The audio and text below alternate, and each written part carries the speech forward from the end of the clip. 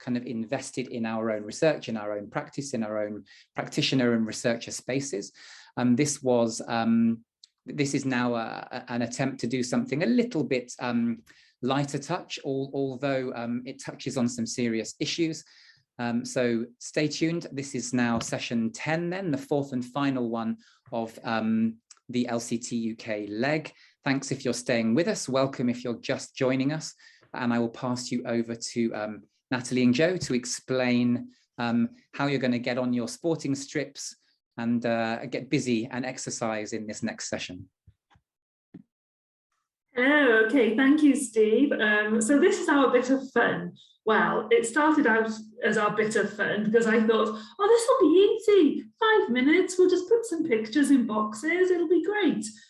No, it's never that great. It's never that easy, really. So it's turned into this whole thing that, again, I would love to write a paper on this, but I've got to do my doctorate first. But if anyone out there is kind of involved in sports sociology or sports psychology, or they're a sports expert, you need to come and join us, because myself and Jo are not.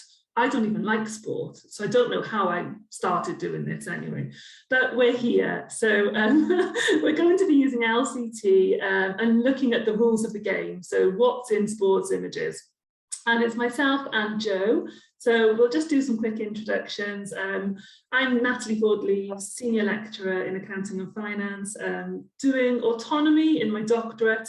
So I'm looking at assessment in my doctorate, but I thought, there must be fun ways to use LCT for other things. And Lee Rusnak did amazing work with LCT at the movies. So I kind of thought we could follow that in a very, maybe having a go at it, having a stab at it. So I'll introduce Jo now. Hi, I'm Jo Kukuczka. I'm based at the University of Bristol. That's in the UK. I am a subject lead for English for academic purposes. My interest in this, I just love images, and with sports, I think I couldn't say I would be, a very kind of limited sports enthusiast. So all I do is play badminton sometimes, and that's pretty much it. But the images, so for me, being able to analyze images, and I think of sports especially because you can see so much action there and so many different emotions. There's a lot going on, and I think just looking at it from using LCT is an exciting way to spend your time. So hopefully you will enjoy it. Fabulous. Okay, so the session plan, we're trying to work to 55 minutes because I usually go over. So in the main room, we're going to do 20 minutes of an introduction, and we're going to be looking at access and success. So we're going to be looking at autonomy and specialisation to look at who can get into a sport and who can succeed in a sport. I've put here very briefly because there's lots to cover. So I'll be showing you lots and lots of slides quite quickly, and probably talking a little bit quickly through them as well, just to give you food for thought, because then we're going to go to breakout rooms for 20 minutes. You're going to self-allocated room, depending on whether you want to do autonomy or whether you want to do specialisation. And then you're going to do all the work. So you're going to play with the images, have a chat, see where you think they could go, and then come back and do some feedback. So we'll try to make this as interactive as possible. I've got a warning or a disclaimer here. It looks really important, doesn't it? But we have intentionally brought in what could be considered as quite sensitive pictures. So we're considering gender, we're considering race, we're considering ethnicity, we're considering disability. So we're considering the good, the bad, and the ugly. And it's intentional. We want to use LCT to understand these different practices and talk about them in an informed way. So we don't mean to cause offence if anybody sees a picture that they are offended by, and we hope that all the conversations that we have can be conducted with dignity and respect for other genders, other races, ethnicities, etc. Just inclusivity and equality and dignity for everyone, really. So that's my little important bit done. So the first question we asked was, does who you are matter for sports access and success? And when we started thinking about sports, I already had pictures in my head. So I put here in the UK, I think of, because this might not be international. This might be something specific to the UK. But if someone says football, I think of Messi, and I don't, because I don't follow football. I had to ask my husband, tell me a football player. But you know what I mean? They're stereotypical football players. Horse racing, you've got Frankie Dettori, or particular types of jockeys, rugby, particular types of rugby players, tennis, female tennis, dressed in a certain way, in a certain picture, boxers, Mike Tyson, Muhammad Ali. You tend to think of kind of the big stars, and I've got here polo, like Prince Harry. So there are maybe stereotypes that you think of when you hear the word football, polo, race car driving, whatever it's called. And maybe you can verbalize those stereotypes in terms of whether it's kind of a mini sport, non-mini sport, male, female, on an international basis, a local, global basis, masculine, feminine images of players, whether they are gendered or kind of non-gendered, if you like those terms. And different types of physiques, and obviously kind of race as well, and ethnicity potentially. So there's so many ways in which you can stereotype sports, and they're not hidden, they're kind of on the big screen. So we've got films such as Cool Runnings, where you've got, I think it's the kind of Jamaican people doing bobsleigh running or whatever it is with ice. They just don't fit. They don't fit in terms of kind of location, potentially not fitting in terms of race, potentially not fitting in terms of kind of class. You've got White Men Can't Jump. I mean, that's the title of the film, if you like. So you've got all these issues, and I've put Invictus up there because South Africa, kind of post-apartheid, when South Africans were able to have kind of black-white people playing rugby, and they won the World Cup. So you've got rules over who could or could not have played rugby at a certain time. And obviously these are all entrenched in much deeper discourses about race, about gender, and about class. So Fight Club, for example, you've got kind of white collar workers engaging in boxing and fighting and things like that. So you've got a whole host of non-stereotypical or controversial sports images that we need to find a way of kind of not comparing, but understanding the practice in relation to stereotypes or non-stereotypes, and why are they stereotypes or why are they not stereotypes. So we've got people competing in dressage, the Paralympic dressage, with no arms. You've got people running marathons like Zola Budd with no shoes on. You've got Oscar Pistorius running with no legs. Jamie Roberts, the Welsh rugby star, being a doctor. Like, he's literally playing rugby on the weekend and being a doctor in the emergency department or something during the week, for example. You've got people who you wouldn't expect, like Eddie the Eagle. I don't know, this is probably a bit UK, but Eddie the Eagle, I think he couldn't ski, he didn't have any money, he couldn't see. So he was just like, he had to borrow shoes that were too big for him, and the only reason he was in the Olympics was because nobody else entered from Britain or something like that. So a whole host of people who defy stereotypes, like Hayley Turner, the jockey down in the bottom corner.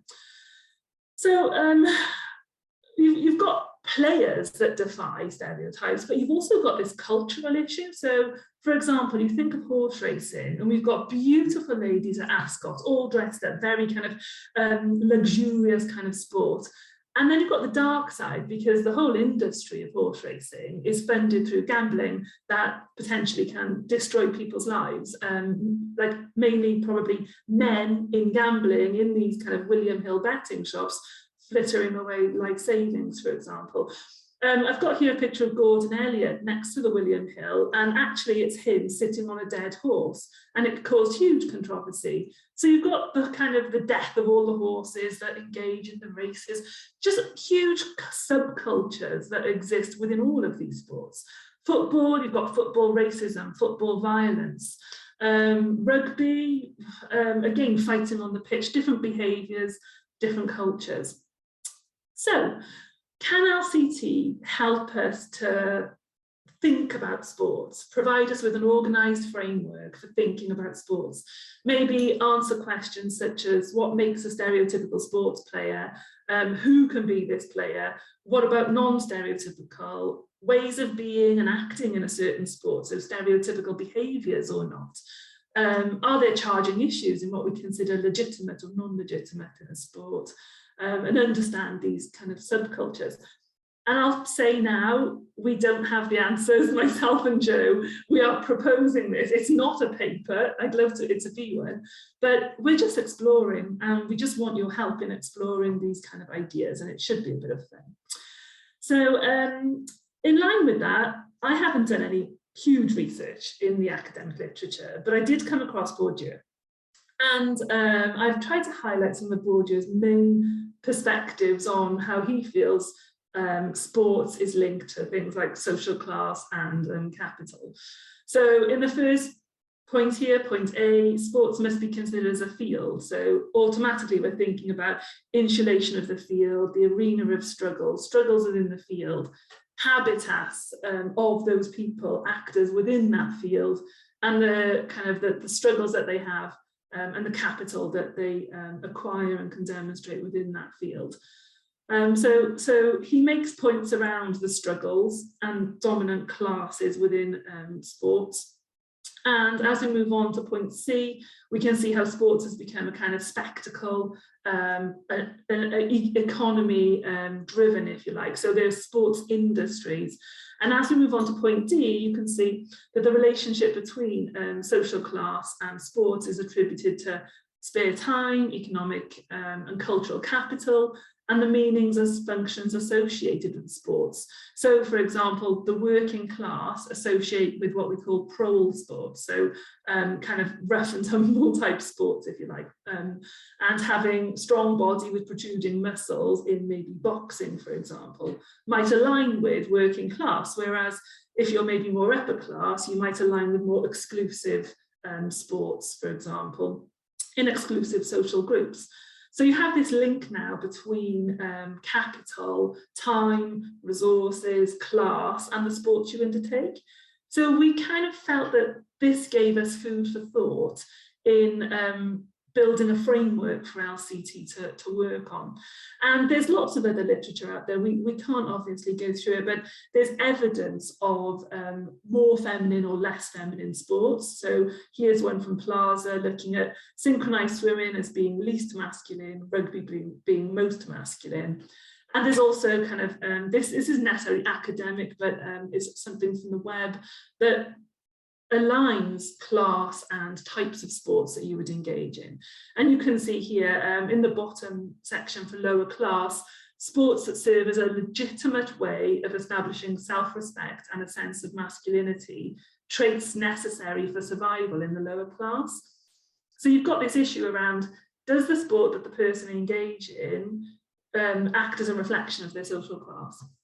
So maybe we could use those ideas in our understanding of LCT. So I've just put here different theories that people can use in analysing sports, and they all suffer from limitations. So functionalism suffers that it looks at sports as social creations. Conflict theory is largely focused on economics, and we know that's one aspect that we need to address. Feminist theory largely focused on gender, constructivist theories focused on the individual, for example, and we hope that LCT can cross all those limitations and bring them all together. So we hope that LCT can analyse power, can analyse structures, can analyse class, gender, race. I don't know if it can do it all in one plane, that's what we're going to play with, but I think that as an analytical framework, there will be a way of analysing all of these to understand sports practice. So, has it been done before? Well, I've got two authors here, and Eleanor Lambrinos obviously did ballet, and so that's kind of something that we've aligned to with specialisation. But there's other work by Mark Brooke, who's looked at the use of the term feminist in sports psychology and at Corpus, and done some analysis there using semantics. So LCT is being used, obviously, in emerging fields, and hopefully sports images will be one. So what I'm going to do now, I'll quickly take you through access and success using autonomy and specialisation, and then I'll give my voice and your ears a rest and give you time to have a breakout. But first of all, we'll have a look at how autonomy could be used in sports. So as if you were here for myself and Janet's presentation, autonomy looks at the degree of insulation. So positional autonomy, insulation between constituents in one category as opposed to constituents in another category or context, and relational autonomy, the ways of working in that context or category and the ways of working elsewhere. So I was discussing this with Jo, and I said, well, maybe this is how I think of it. And somebody might say, Nat, you've got the wrong end of the stick here, which, being that I'm doing a doctorate on autonomy, somebody should tell me quite soon. So I just drew some kind of ideas.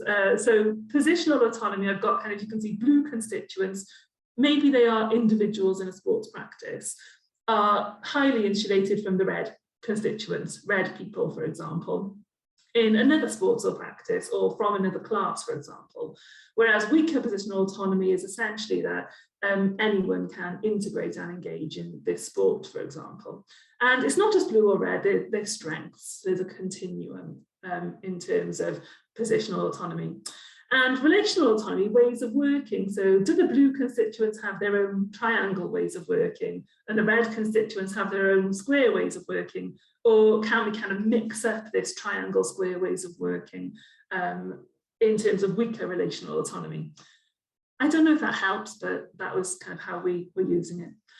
So for autonomy, we came up with a couple of translation devices, ideas of how you might use autonomy to look at sports images. So positional autonomy, highly stereotypical insulated groups who practice this sport would be very strong positional autonomy.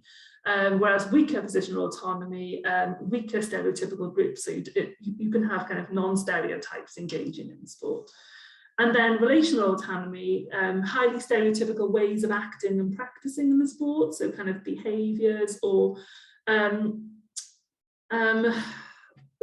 got another translation device where I align it with class, and I might have aligned it with this one as well. So I'll have a little look at how we use the images here. So for this one, this is just me playing with images. I don't think it's correct, and maybe you could use these images when in your breakout rooms and have a little tweak of them and play with them and move them around. So positional autonomy would be stereotypical people engaging in stereotypical practices for our sovereign code. So you've got kind of upper class engaging in polo, lower class engaging in boxing, for example. And Mike Tyson might not be lower class, but try to use an image to depict that. Whereas down in the introjected, you'd have non-stereotypical people engaging in stereotypical practices and doing stereotypical things. So Shane Williams is tiny. He's not like your average rugby player. So he's maybe he doesn't look like a rugby player, but he's playing rugby. People like somebody with no arms is maybe non-stereotypical dressage rider, but she's doing the same dressage essentially as everyone else. Whereas if we go to exotic, then you've got people who are non-stereotypical people doing sports that kind of they're non-stereotypical for them. They don't align with their class, for example. So those are some ideas. And again, up in the top, you've got kind of stereotypical people doing non-stereotypical things. So Zola Bird not wearing shoes is a non-stereotypical practice for sport. Maybe being a doctor is a non-stereotypical practice for a rugby player. So those are some of our ideas. We can play around with these in lots of ways. So there's other ones where maybe you could term it as constituents insulated in terms of social disposition. So gender and ethnicity matter, or gender and ethnicity don't matter. And then we thought for relational or autonomy, maybe we could say that resources or class matter in this sport, or resources or class don't matter in this sport. And maybe that's another way of looking at it. So for gender, here you can see strong PA is highly gendered roles, and strong RA is resources. So you've got the kind of the glossy money side of football on the strong RA, and in the sovereign code, strong male genders or strong female genders in football. Whereas in the exotic code, you've got very weak PA. So gender doesn't matter, anyone can do it. So here we've got a woman playing football, it doesn't matter, kind of ethnicity or race doesn't matter, anyone can play football. So she's the kind of image that anyone can play football, and you don't need the resources to do it. And then in between, we've got variation. So at the bottom, we've got women playing football as equally as men. So gender doesn't matter, they're not highly gendered roles. And up in the top projected, we've got boys playing football in an environment where resources don't matter, but maybe boys in this situation are the only people who can play football. So maybe little girls in that environment can't go and play football. And again, I'm just speculating, but different ways that you might think about it. And I've thrown up a kind of another worded one around having class and sports aligned and gender and ethnicity mattering. So those are my thoughts on access to the sport. So do you have to be the right gender? Do you have to kind of have the right resources or be of the right class? And do they match on stereotypical thoughts? So that would be a really good time to break, but I want to kind of let you go into your breakout rooms and think about these in your specialities. So maybe not everyone is that au fait with autonomy or understands autonomy like myself. We're still playing at it, we're still trying to find a way. So I thought if I showed you the specialization plane, we haven't done any plotting for specialization, but maybe you could think about it from a specialization angle. That might work a little bit better. So for specialization, we thought, okay, so autonomy looks at, can you access a sport, get into a sport? Maybe specialization looks at who do you have to be to succeed in that sport? Who's the ideal knower in a way? Who's the ideal sports player? Is it a matter of physicality, gender, race? Are they valued in that sport? So what's valued in a sport? So maybe specialization can be used for that. So for those of you that don't know about specialization, it's a kind of every knowledge practice is about something and by someone. So there's always knowledge elements and there's always knower elements. And maybe from a sports perspective, we could use knowledge as representing the skills of the sport, being able to play football or play rugby or play chess, or being able to do the sport and do the sport well. So the technique, the technical expertise, like Eleanor Lambrino's kind of knowing how to dance, doing the dance moves, and then knowery attributes are being a dancer. So we've got the kind of knowledge, being able to do the sport, but the knower kind of depending on who you are in that sport. And so what's valued in a sport? What's considered most legitimate? And maybe we could plot different sports on a specialization plane. So here is just an example of different disciplines that have been plotted using specialization by different authors. I know that Carl will say that you can't use this because science could be knowledge for someone and knower for somebody else in different contexts. So I understand that, but maybe from our perspective, we could look at it and say, well, this sport feels more knowledgey, or this sport feels more knowery, and maybe have a go at plotting sports using that. So specialization might be used to say, well, what's valued in sports? Why are some players more successful than others? Do we value the skills of the players, or do you need to be the right kind of knower or player?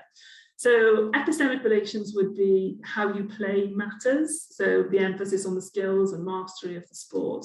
Whereas social relations would be who you are matters. So do you have the right social attributes and social dispositions, for example? I put focus and basis down there, but I kind of don't really understand them, so we'll gloss over that. So again, I've made a translation device. So myself and Joe work together on this. Sorry, Joe, I'm just taking over and doing all the talking. But Joe has had loads of input in all of this. So the translation device could be strong epistemic relations, learning the skills of the sport, so maybe football skills, mastering those. Weaker epistemic relations, maybe no real knowledge or skill. So I thought maybe running, everyone can walk, everyone can run. You practice it, just practice, but maybe skills are not necessarily paramount. Social relations, for strong social relations, then you have to be the right person, you have to be the right colour, you have to be the right build, you have to be of the right class, maybe. Whereas weaker social relations, all those dispositions are downplayed and anyone can do it, potentially given some training. So there are gaze issues that comes into it. So Lee, I don't know if you're still here. I meant to ask you permission to steal this, but I have attributed you. I can see you there. I'm very sorry. So the work that Lee does, is that okay? Too late to ask that now. Yeah. So the work that Lee does is brilliant. It's 25 past very quickly. Okay. The work that Lee does in the hub is absolutely brilliant. So I've attributed Lee to this, and she just kind of hit the nail on the head with the born gaze being a somebody. So you have those attributes, or the social gaze belonging to. So social class might fit more with the social gaze, and the born gaze fit with the physical attributes. And maybe you can think about kind of trained and cultivated gazes in terms of being kind of trained in a certain sport, if you like, and taking a long time to develop that sporting skill. So those are just ideas. I haven't plotted pictures on those using specialisation, but I thought maybe some people might want to have a go at it. So we attempted to analyse access using autonomy, and we've attempted to talk about success using specialisation. And now I'm going to hand over to you for some help and for some interaction, if I may. So it is 26 minutes past. I think we've still got roughly around 20 minutes, might have to cut it a little bit short. But we're going to break into breakout rooms, and hopefully my beautiful assistant Steve is going to help me with this and set up some rooms for me and for myself and Jo. And if some people want to look at specialisation, then we've got rooms 1 to 3 that are set up for specialisation. And if some people want to look at autonomy, we've got rooms 4 and 5, and this, the main room, which will stay as autonomy. And essentially, we're just going to have a conversation and do some moving around with Google Slides. So in the chat, I put the link up to Google Slides, and I'm using Google Slides now. So what we're going to do is you'll decide on the LCT dimension that you want to have a look at. Join that breakout room. If you're in room 1, then you've got set of slides 1. If you're in room 2, you've got set of slides 2. If you're in room 3, set of slides 3. And in each set of slides, you've got a plane, a translation device, and some images. And they're all the images that I've already used. So you've already seen them. You can add your own if you want to, but use those images and ideally come up with either a version of our autonomy device, if you think that has legs, or maybe come up with something entirely of your own making. So in your groups, discuss access or success. Ideally find 4 images, ideally 1 for each quadrant, because that will help kind of show those opposites and show how they fall in each quadrant. And then hopefully feedback at the end. Natalie, can I just suggest so that we've got 13 people in the room, but only sort of 12 active, because we have Melissa here as our sort of I've lost a few. That's great. So how about can I suggest, are you wanting to keep one group in the main room? Yes, I think so, for broadcasting. Yeah. So can I suggest that we split into 2 rooms, and then we have maybe just one group that goes to slide 1, and then everybody else can stay here, and you can manage the discussion with the second group. Would that be okay? Because yeah, have brilliant. 5 or 6 in one group, 5 or 6 in another. Fabulous. Yeah, that's fine. Should we stick with autonomy in the main room then? Yeah, that's fine. So are you wanting people to choose? Yes, yeah. Yeah, okay, right. So if you just open up one breakout room for specialisation, so if we have room 1 for specialisation, and I'll just show you the slides. So for example, if you are in, if you're going into room 1, which is specialisation, then you have a plane, here, a translation device and some images. So you've got 4, 5, 6 different slides of images, and you can just copy and paste those images wherever you like and pop them on the plane. So if you want to join in room 1 and think about specialisation, you've already got your specialisation plane and you've got your ER and SR there. So yeah, so now we'll have, if we have only one breakout, so if your specialisation, join the breakout, if your autonomy, stay here. Yeah, fabulous. So I think we've got Tom in room 1 already. Does anybody else want to go in specialisation? Mm-hmm. Di? Karen. Okay. Yeah, lovely. So Joe, do you want to go into, do you want me to go in specialisation, or do you want to head up into specialisation as well? I'll send Joe to specialisation. I'll go there. Yeah. Fab. Lovely. Okay, and then everyone else remaining could have a chat about autonomy. Anybody else want to go to specialisation? Shout now before I close the window. No? Okay, good. Okay. Fab. All right then, so I think that this group here will be on autonomy. So I'll just scooch down to autonomy and say we are group. Actually, I'll go to the end and just say we're group 6. Okay, there we go. All right then. So can you all still see my screen? So I've got group 6 for autonomy. We've got an autonomy plane and an autonomy translation device and some pictures. Everyone should have access to the slides, so I don't know whether anyone wants to give any thoughts on an autonomy plane, or whether you want to reuse some of the ideas that I introduced earlier, or whether you want to completely start afresh. I would probably start afresh for the purposes of this chat.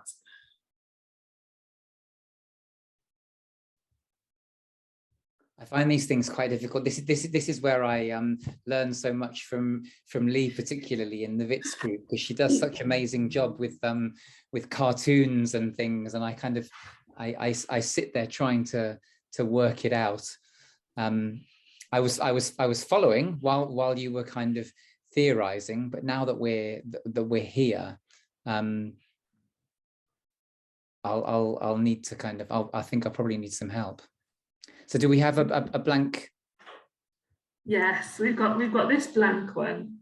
I mean, I always think that this kind of stereotypical image of royalty playing polo is sovereign, and then you can work from there, but that's just me, and I've already talked way too much, so I think I should just zip it and let people speak. So in your translation device, you're thinking about sovereign. So Carl always tells us to set the sovereign code first, doesn't he? So you're taking sovereign as being stereotypical sports done by stereotypical people, is that right? Shall I set that for you, Steve? I'm attributing you to this translation device. Or no, Lee? I'm repeating, I think, what I learned from you. Is that right? Because we sort of need, don't we need a shared translation? We need a shared way of interpreting the plane to then begin placing things on the plane. Insiders doing what they're meant to do. Yeah, insider practices. So so is this stereotypical? Well, maybe Janet's way of saying it is a better one there. Insider practices. Yeah. Yeah, I mean, I think, for example, so Durham, my own institution, is trying to shed an image of being what one of its strap lines in recent years has been elite but not elitist, and Durham has historically attracted a lot of private school pupils, and of course with changes to government regulations and so on, there's a sort of imperative now to widen participation and access to a wider range of pupils.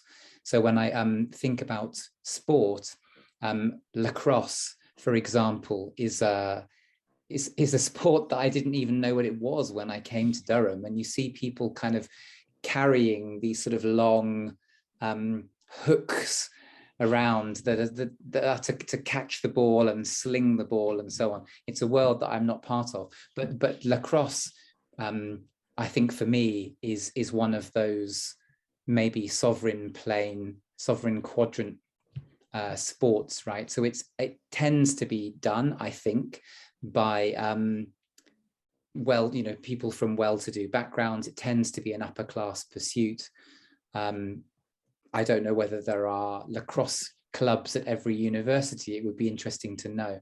But my guess would be that access to that sport and participation in that sport is primarily through social class, perhaps, and through certain kinds of people being familiar with that through family relations, through being inducted through growing up into sports like that. But then when they get to university, they're more likely to pick it up. So I think of lacrosse maybe as one that we could put top right.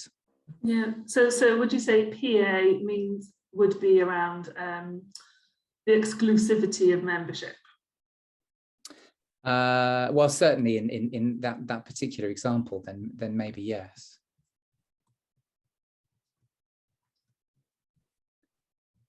And I suppose it's an interesting question to think about. For autonomy, you talked about insulation, and that's how I think about autonomy, and that's thinking about the strength of the boundaries around a practice like that. How easy is it to come in and be part of that sport? And actually, I'm sort of thinking off the top of my head. But if I think about it in my own context, I wonder whether there is both sort of internal classification, internal relations, but also external. So if you imagine, I'm drawing this on class grounds, which is maybe unfair, but if you imagine students from widening participation backgrounds, students who are perhaps the first in their family to go to university, and they think, well, I'd quite like to join the lacrosse team, so they do, and on the sports field they take part and they have no problems. But then off the sports field, when it's like, let's go to the restaurant for dinner, let's go out to the wine bar, there are perhaps sort of socially oriented practices that may involve money, that may involve certain kinds of practices that are indirectly associated with the kinds of people that take part in the sport. And so my guess, and we have had issues like this, there have been debates in the university around not sport per se, but other kinds of practices. Does inclusion involve practices that go beyond the sport? And so you take part in the sport, but then you can't take part, or you feel that you're not a legitimate knower in associated pursuits, and as a result you stop coming and participating in the sport because of those things. I don't know whether I'm veering into other territory. No, you're not. I think you're absolutely right there, I think. And maybe, I don't know whether it's RA, it seems it could be RA, that your choice of sports is aligned with your class and you're fully able to, I don't want to use the word succeed, but kind of access and enjoy all of those peripheral associated activities. I mean, in terms of the autonomy plane, there's this sort of this, in like my example, there's a really interesting relationship, isn't there, between what you might see as an exotic code pursuit.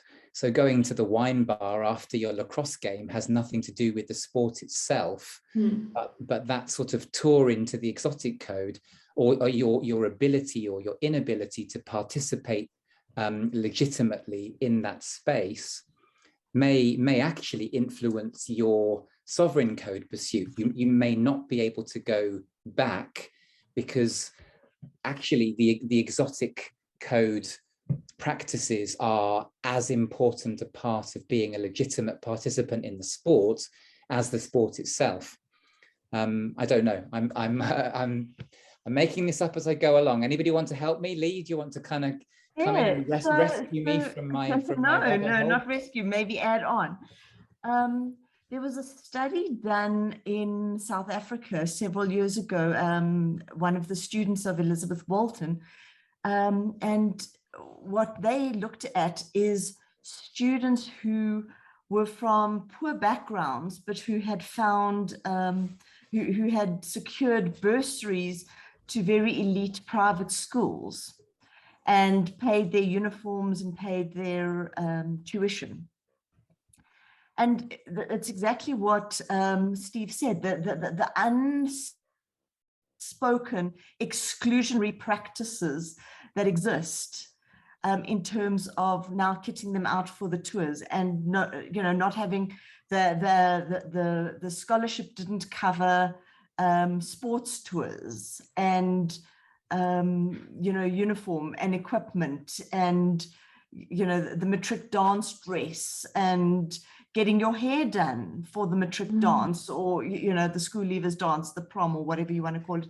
And it was on those grounds that the kind of the practice was more exclusionary than what people had actually realized. And I think perhaps what this looks like is how autonomy, the autonomy dimension could be a really interesting conceptual or analytic lens to look at those kind of exclusionary practices that are structural and that kind of keep people on the margins of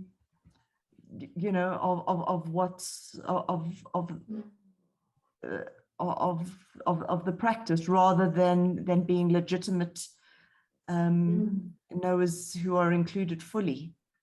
Keeps them on the jogging track.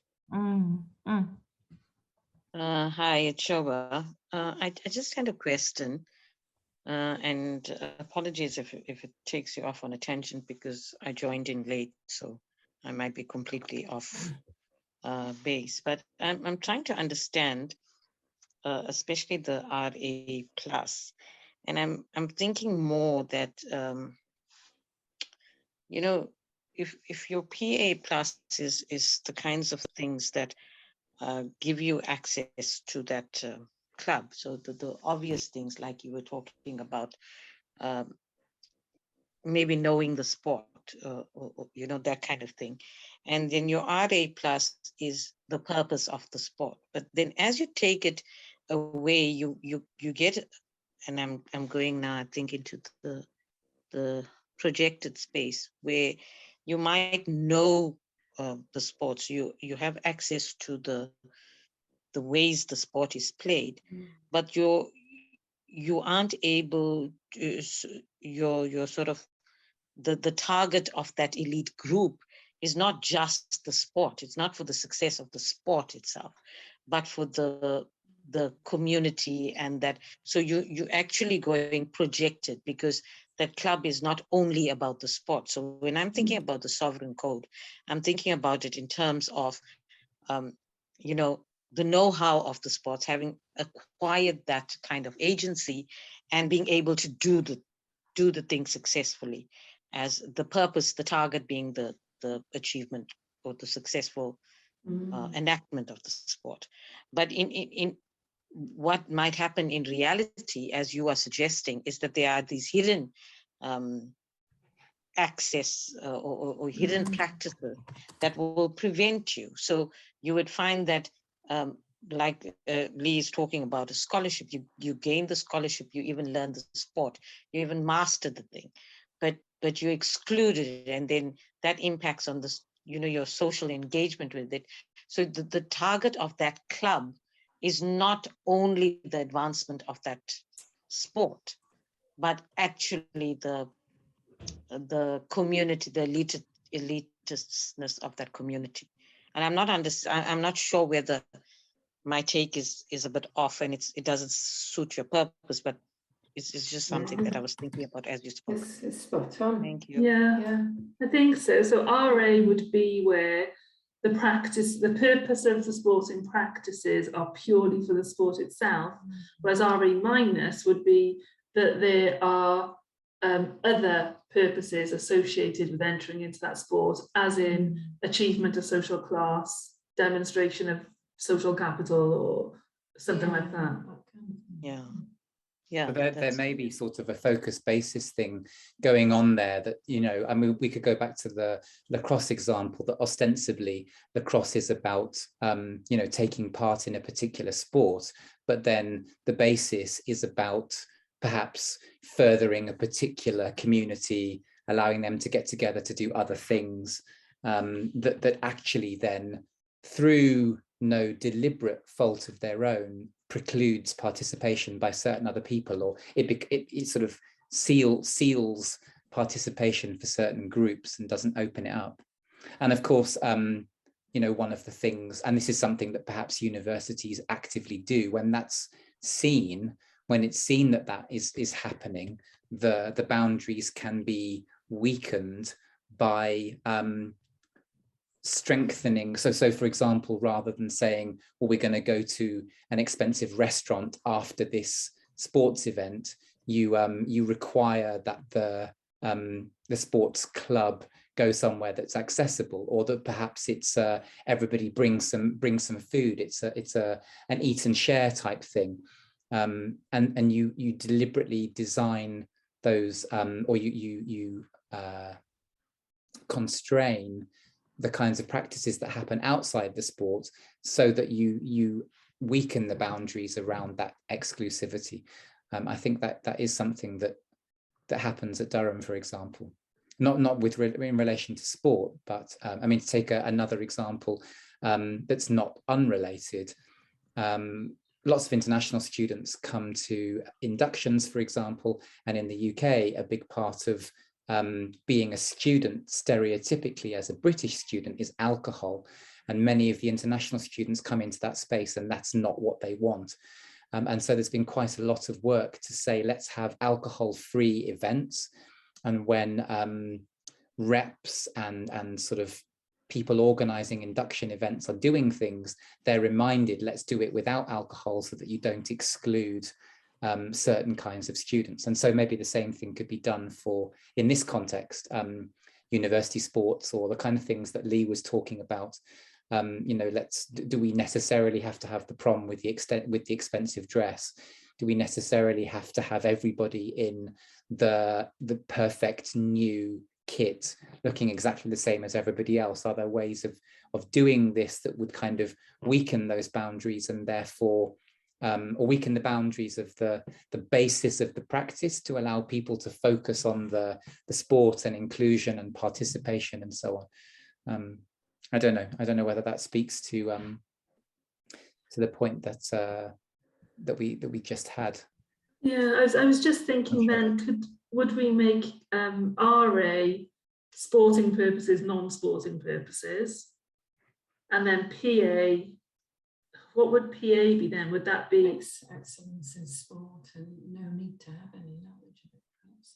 It could be, I want to say mastery, but I don't mean like competence in the sport. You know, it could be how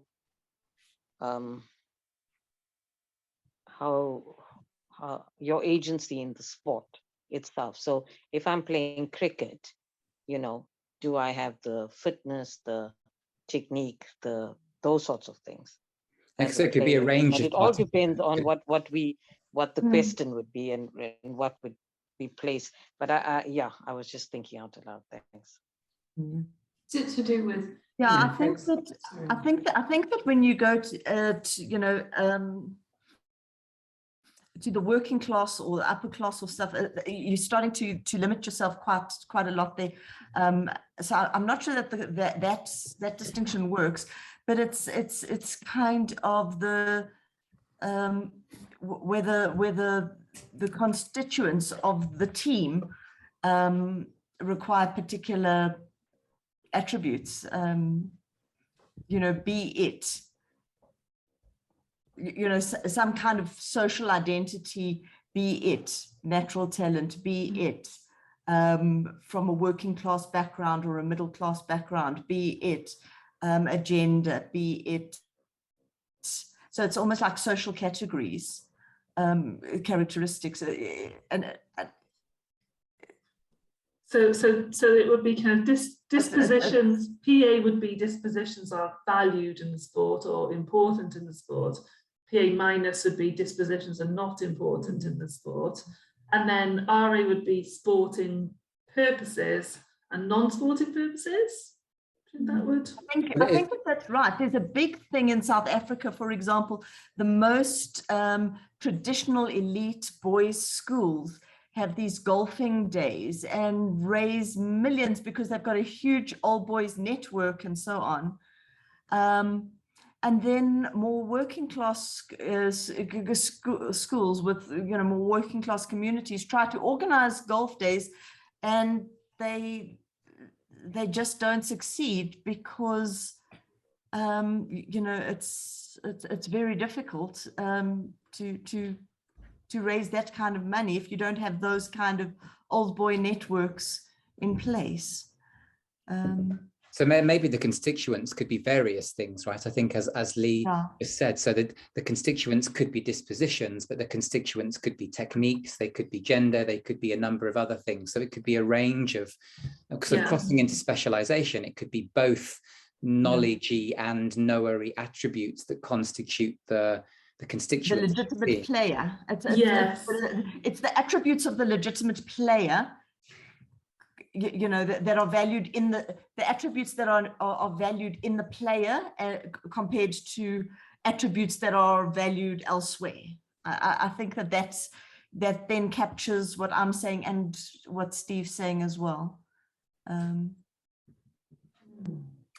Just thinking about time, Natalie. It's about 10:02. Did you want to bring people back soon? Yeah. Shall I call them back? Give them a 1-minute warning? Yes, please. Okay, done. So Lee, did I capture your last point there in this plane? Because I think this is what we're trying to do with access and success, is have one autonomy plane for saying that dispositions are important, and then the specialization plane for saying which dispositions are important. Is it gender, or is it class, or is it race? Or combinations or intersections of various, or, you know, ability, disability, and so on. It's really what's valued in the player. Yeah, but we would need specialization for that. In addition to this autonomy? I think that it's one of those things where you might be working, you know, to get the full picture, you might work over 2 dimensions, but the autonomy is what's valued in the practice for the purpose of achievement in sporting. You know, and I think that the golf day is a brilliant example where it's not for sporting sake, it's for fundraising sake. Yeah. I think that's a great example. Well, let the ladies go into socializing as well. Or, you know, you go to support the cricket team because you're looking for a partner, or you go to you know, hanging out with the rugby boys because you want to be cool in the game, you know, not for sporting sake. I think that that's a great, Shilba really, that was a great contribution there from Shilba. Definitely, I like it. Fabulous. Okay, so are we all back in the main room? Yes, I think people are now.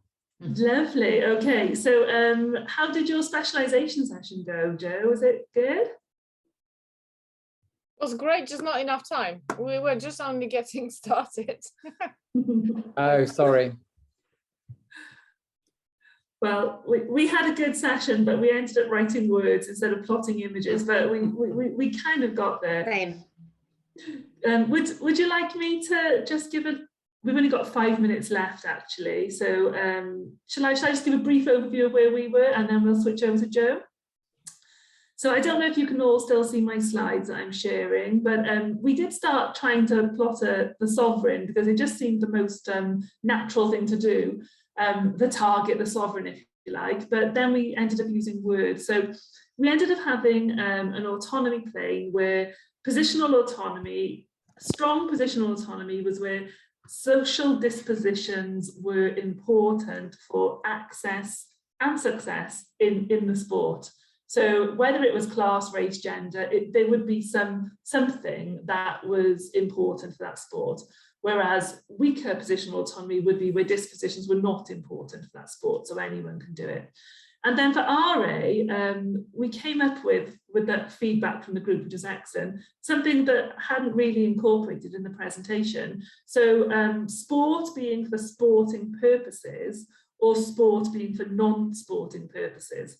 So you can either play lacrosse or golf for the sport, or you can play lacrosse or golf for business meetings. Or Lee gave the example of a golf day that was purely set up for a fundraising activity to get the upper class to give more money, for example.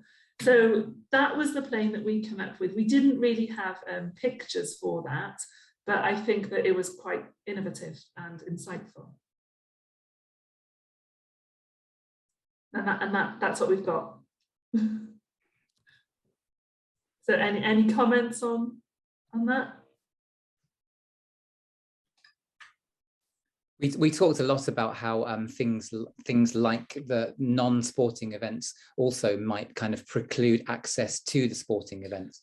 Yes. So we took the example of lacrosse, for example, and then the expensive restaurants that the students might go to afterwards, or the wine bar that might preclude access to the sport itself because of the money involved. Lee mentioned things in South Africa that are similar, that you get the scholarship to get into university, but then that doesn't cover the money for the uniform and the prom dress and all of those things. So there's really interesting relationship potentially between the sovereign quadrant and the exotic plane, and that actually legitimate participation in the exotic quadrant may actually determine whether people continue to participate in the sovereign quadrant. But I'm dying to hear what they said in specialization too. Yeah, so let's hand over to Jo. Maybe Karen, you want to explain, or Tom, maybe better what we talked about. We just, yeah, if you, that's it. For me, what strikes me, we've got the same picture in the same place. Yeah, we've literally got 2 minutes, and we spent the front end talking about the relationship between specialization and autonomy to explain the disjuncture between access and success. But I think our most interesting thing is that when we looked at what we said, non-well-resourced kinds of sports, and we started plotting in our knowledge code things like where it really is complex artifacts and rules that matter more, things like chess, versus, for example, drafts, and we didn't know where to put bridge. Whereas in the elite code, that same thing, complex artifacts, rules, and particular dispositions, polo sits up there, but then what about the difference between snooker and pool, or darts, or online gaming? Same thing, complex rules. Online gamers have these huge followings, so there's a knowery element there, but really complex kind of environments. And then so we spent quite a bit of time talking about there are different things you could overlay here. We couldn't think of anything that's just knowery. We couldn't think of where only disposition matters in the sports space. But boxing, if you're kind of born huge and muscly and rule, yeah, the problem there is, yes, there are also rules. Maybe it's all relative. In other words, less complex in the sense of rules and artifacts and technologies. Well, then yes, I think the boxers are going to shout at us, but I'm going to put boxing. Because of the skills involved in boxing. I did put Nicky Piper. Nicky Piper has a degree in maths in the UK, and he was kind of a clever boxer, so I put him in the non-stereotypical, but maybe boxing goes down there. Okay, I make it 1 minute to 6, so I think we'll probably get kicked out in a second. And I believe the next session is the PhD broadcast and the celebration of PhDs. Stay for that, or switch over to Zoom if you have our link, and join us for the LCT UK after party if anybody wants to chat some more. Thanks very much to everybody, to the LCT UK leg, 4 sessions in a row. seems to have gone relatively smoothly, thanks to those of you who joined us, and enjoy the rest of the conference. Lots more to learn, lots more to talk about. See you all in more sessions soon. Great stuff, UK. Well Thanks, done. everyone. Thank you. Thank you. Bye. Thank you very much. Bye. Bye.